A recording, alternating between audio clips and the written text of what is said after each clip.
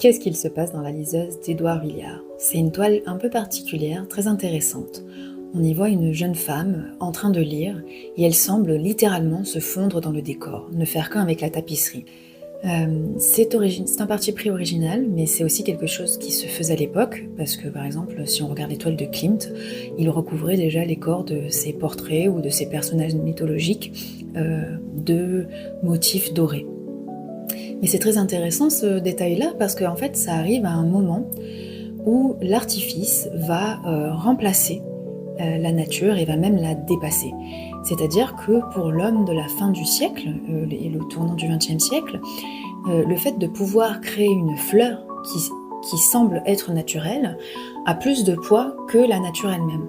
Donc quelque part, qu'est-ce que nous dit cette toile?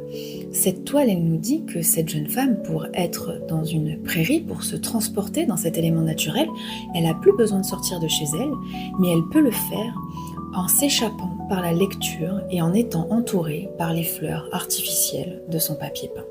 C'est une façon autre, quelque part, de faire monde avec ce qui nous entoure, et ça montre aussi, à cette époque, l'enfermement des villes, puisque les gens deviennent de plus en plus citadins.